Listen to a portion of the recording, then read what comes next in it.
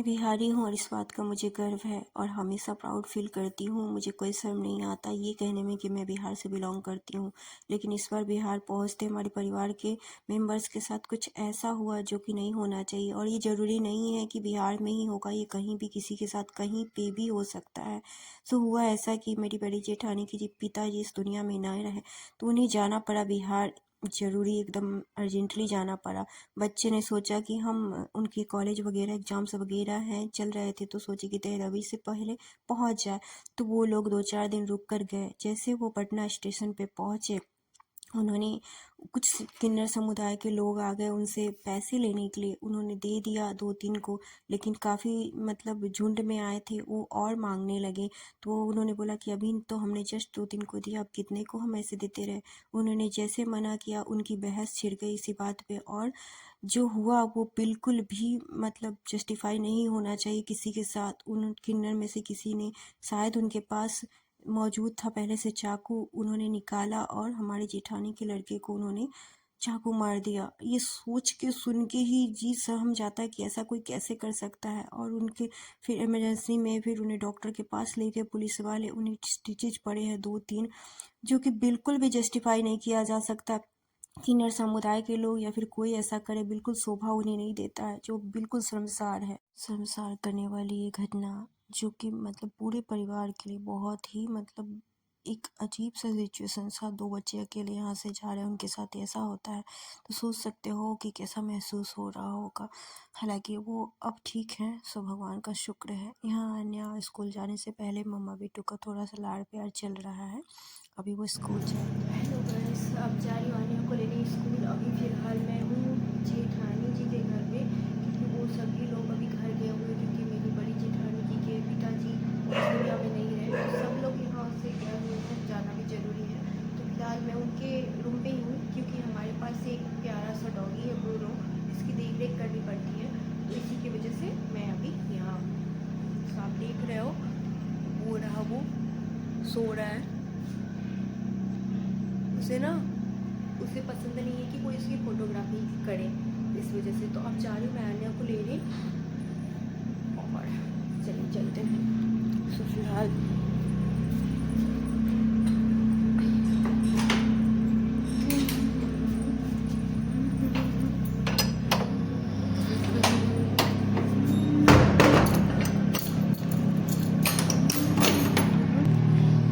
ताला बोल चुके हैं लोग। बाहर आई हुई है ट्रेन चेक करने वाली गाड़ी।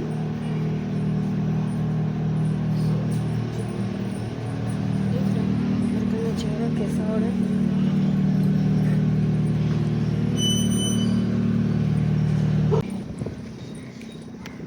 चुकी है काफ़ी लेट, तो फिर जल्दी जल्दी से चल के जाएंगे। काफ़ी लेट हो चुकी हूँ मैं, और यहाँ से ना स्कूल काफ़ी, मुझे फटाफट से जाने हैं।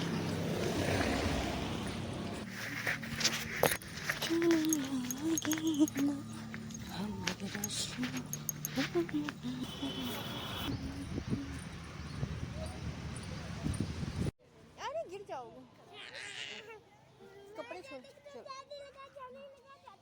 यहाँ आन्या को पिक कर चुकी हूँ और अब घर के लिए निकली हूँ।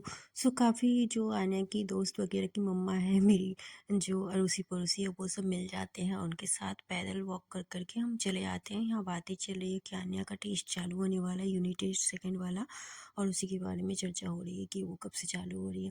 सो मम्मी हम पहुँच चुके हैं और अभी फ़िलहाल मैं रह रही हूँ जेठानी जी के यहाँ। तो हमारा रास्ता चेंज हो गया, वो दूसरी तरफ चली गई और मैं इस तरफ से आ गई। तो यहीं तक का सफ़र था, नहीं तो हम साथ साथ ही आते हैं और बड़ा मज़ा आता है। तो इस तरह से वॉक करते हुए हम घर अपने पहुंच जाते हैं। ज़्यादा डिस्टेंस है नहीं और थोड़ा चलना भी ज़रूरी होता है, क्योंकि इसी बहाने मैं थोड़ा चल लेती हूँ, अदरवाइज़ मैं घर पे ही पैक हो जाती हूँ, कहीं जाने का मेरा मन ही नहीं होता है। और आजकल ठंडी इतनी है, सो और मैं ज़्यादा आलसी सी हो जाती हूँ। कम से कम आन्या को लेने के बहाने में थोड़ा चल फिर लूँ और थोड़ा सा वॉक वगैरह हो जाए तो अच्छा रहता है।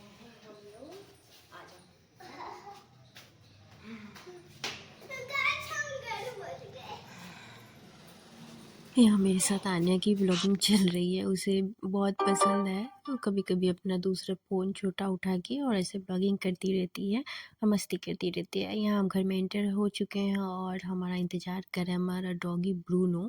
सो वो घर पे अकेला था, तो जब भी कोई बाहर से आता है और वो अकेला होता है या फिर अकेला हो ना हो, जो भी आए घर में सबसे पहले उसे उसको मिलना ही पड़ता है। वो इंतज़ार कर रहा है और तब मैं जाके उससे मिलती हूँ, उसे थोड़ा सहला देती हूँ, तो अपना स्मेल कर लेता है, सूँघ लेता है, समझ में आ जाता है, फिर वो शांत हो जाता है।